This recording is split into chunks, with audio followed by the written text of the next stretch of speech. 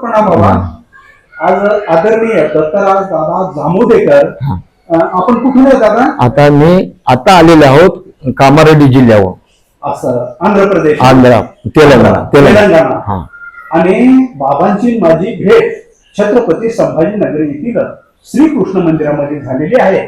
आणि बाबाकडून आपण थोडस धर्माचं निरूपण श्रवण करूया. दंड प्रणाम बाबा. धन्यवाद. माझा परिचय, माझं जन्म गाव बिजेगाव, उपदेश श्री जामोदेकर बाबा रंगेराज बाबा यांचा त्यांच्यापासून मला ह्या ज्ञानाचं उगम आणि त्यापासून मी हे ज्ञान अवगत केलेले आहे. आणि त्या ज्ञानानेच मी विषय निवडलेला आहे की जीव, देवता, प्रपंच आणि परमेश्वर ह्या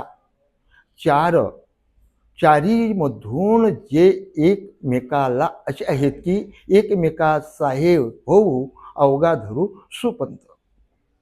हे चारी जे जीव, देवता आणि प्रपंच हे परमेश्वराने अशी निर्मिती केली की पहिलं कोटीच नव्हते, काही अवघी शून्य तेथे पाहे, अशा आकार, निराकार आणि हे सगळ्याच्या वेगळा असणारा कोणाला त्या परमेश्वराला निराकार असं म्हणलेले आहे.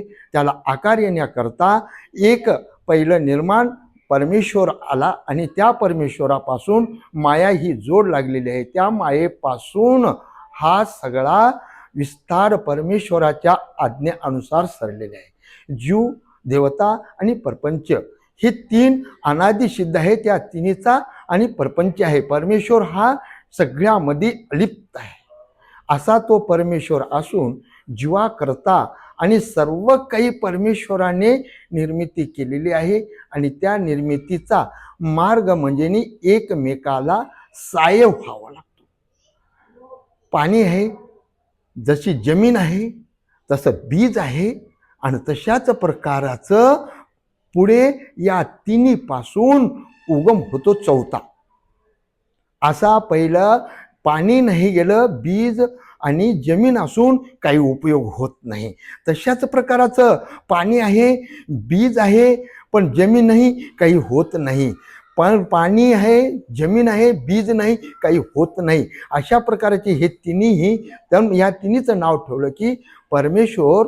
मग परमेश्वरापासून देवता आणि जीव, हे जीव माझ्या वंशाचे आहे असं 15व्या अध्यायामध्ये भगवंतानं बोललेले आहे. मामे वंशी जीव लोकी, जीवभूत सनातन काळापासून हा तिन्हीचाही मेळ आहे. म्हणून चौथा हा दोर लावलेला आहे मायेने. अशा प्रकार जीव, देवता, प्रपंच आणि परमेश्वर याचा मूळ पाया. आणि अनंत जीव कसे झालेले आहेत? जसं पहाऱ्याची खान आहे आणि पारा हे एक आहे.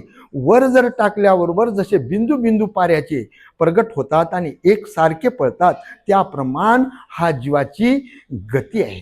त्यांना गती दिलेली आहे परमेश्वरानं. म्हणून याचं नाव जीव आहे. जीव म्हणजे जीवाचं नाव अनंत काळापासून शुद्ध आहे. हे मूळ विज्ञान आहे. ज्ञान याच्याकडे खूप असूनही हा तो कसा बनलेला आहे?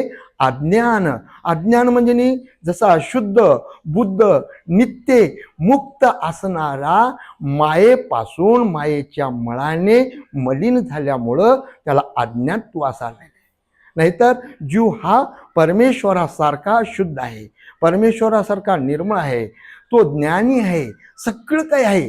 पण मायेच्या संगतीनं हा त्या मायेच्या मळानं मलिन झाल्यामुळं याला नाव जीव असं आलेलं आहे. म्हणून त्या परमेश्वराची आपल्याला जर ओळख पहिली करून घ्यावा लागतो. कारण का? नावाशिवाय ओळख झाली कोणाची नाही. नामेचं उद्धरण, नामाशिवाय उद्धार होतही नाही. म्हणून परमेश्वराचं नाम चिंतन आणि त्याच्या मागे काय सांगितले? कर्तव्य केलेल्या लीळा, याचं स्मरण जो कोणी सकाळी पश्चात्तापारी म्हणजे सगळ्याच्याही अगोदर ज्याच्या मुखी नाम असल तोच सुखी, ज्याच्या मुखी नाम नाही तो सुखी नाही. अशा प्रकारे परमेश्वरानं जीवाला ज्ञानाची आपल्याला प्रवृत्ती दिलेली आहे. ते ज्ञान जीवाने घ्यावं, जीवाने आचरण करावं, तरच आचरण त्याचा धर्म.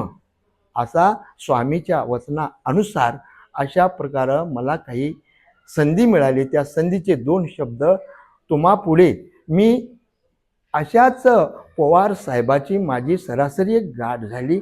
गाठीमुळे, भेटी आणि मजकूर, जसा भेट झाली भेटीमुळे एवढा मजकूर घडलेला आहे. त्याने माझ्याकडून हा 2 शब्द वेडे वाकडे मी बोललेले आणि त्याने समाविष्ट करून आपल्यापासोर पोहोचण्याचा प्रयत्न केलेला आहे. सर्वज्ञ श्री चक्रधर स्वामीचे हे ज्ञान असल्यामुळं आणि त्या गोपाळकृष्णाने सगळं कार्य केल्यामुळं पहिल्यापासून हा याचा जर आपणाला आवडल्यास आपण याचं श्रवण करावं अशी मी सर्वांना अच्युत गोत्री यांना सगळ्याच संभावांना माझा दंडवत प्रणाम करतो आणि इथेच माझे थोडे अल्प संपूर्ण समाप्त करत आहे.